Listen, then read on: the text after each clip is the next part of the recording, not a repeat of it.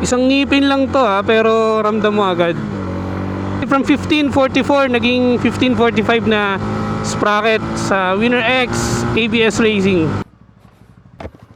So ayun guys, tara, let's go.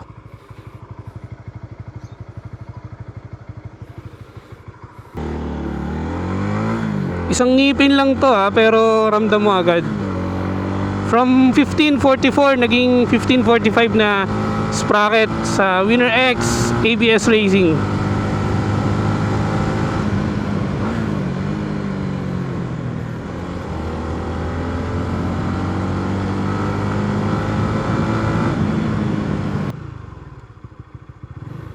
Guys, hindi to pang karera, hindi rin to pang yabang. Daily ride lang, traffic, pahon, ayan, totoo. Kung naka Winner X ka, tapos ganito yung ruta mo, makinig ka rito.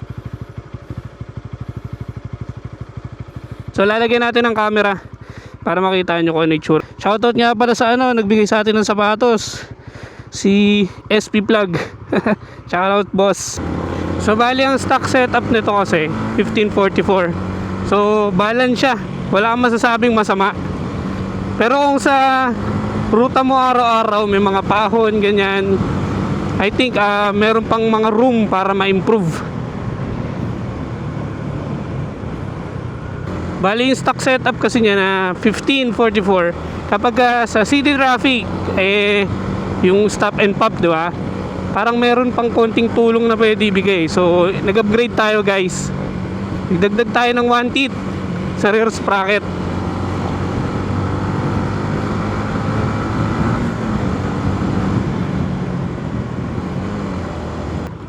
Tungo na tayo dito sa may iyot. Iyot muna tayo, iyot.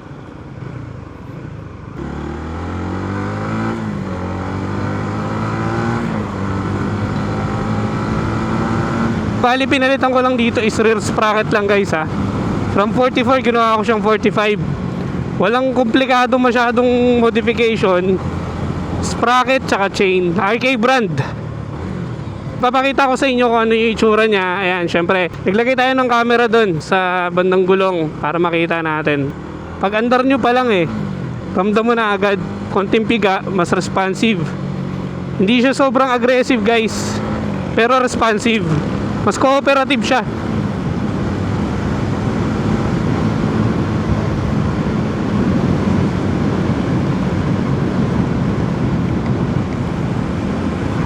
Kaya sa mga naka Winner X na ABS Racing dyan, lalo na sa mga ganitong lugar, kagaya niya, pahon.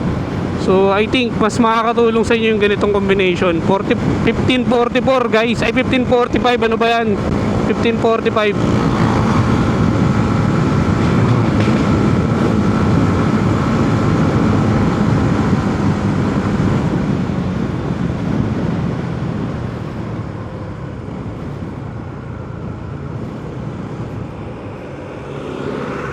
Mas mafe-feel mo yung yung konting piga lang. Talagang siya umaarangkada na. Pero hindi siya yung sobrang wild na wild, yung parang aangat yung motor, yung gano'n. Hindi naman.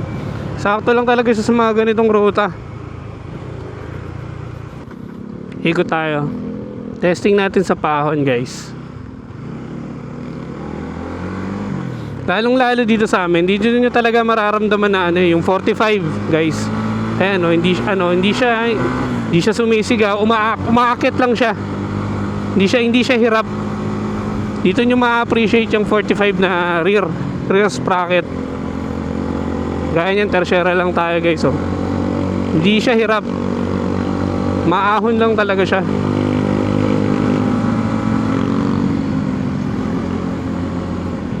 So kung ganito yung mga lugar nyo, talagang kailangan yung kailangan nyo palitan yung standard na settings ng sprocket nyo, kasi mas makakahinga-hinga yung yung makina nyo, kasi hindi siya laging nasa low gear.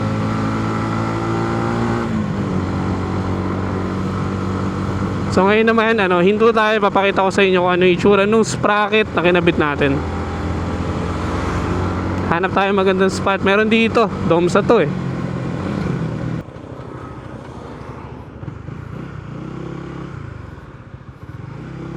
Dapat tao dito. Mamaya pa kasi may pupwesto dito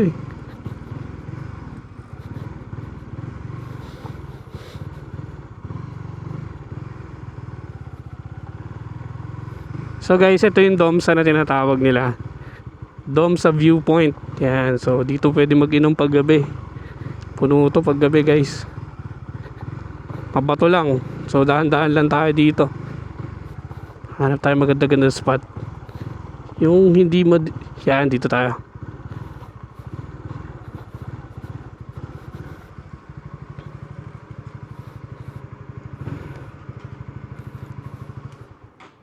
So papakita ko lang sa inyo yung sprocket na kinabit natin.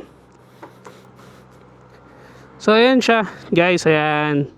So RK yung brand niya. Tapos yung kadena niya gold din. Actually gold to guys, gold plated tong rear sprocket na 45. Kaso natanggal siya. Natanggal siya kasi nagkamali ako, ginamit ako ng CVT power cleaner. So ayun, huwag niyong gagawin yun, matatanggal yung gold.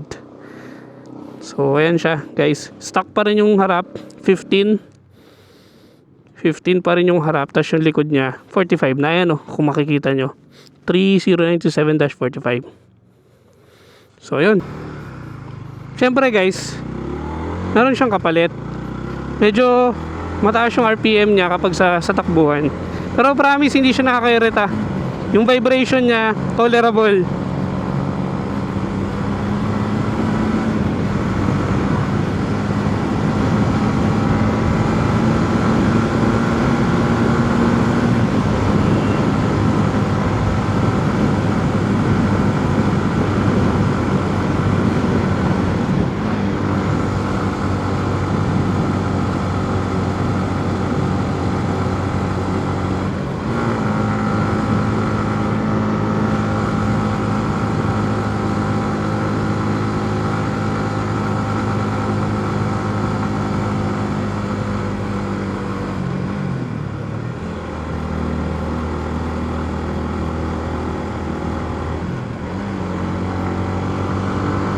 Kung puro highway ka lang, okay na yung stock. Pero kung yung dinadaanan mo lagi stop and go, tsaka may mga paahon, dito mo masusulit yung 1545. Talagang magagamit mo yung power niya. Yung power niya, tsaka yung efficiency. So yun guys, kung pang daily ride, kung safe ba, basta tama yung maintenance nyo, tama yung pag-aalaga nyo. Tapos kung worth it ba siya, syempre, kung ganito yung mga ruta mo, talagang worth it siya. Kagaya niyan, stop and go.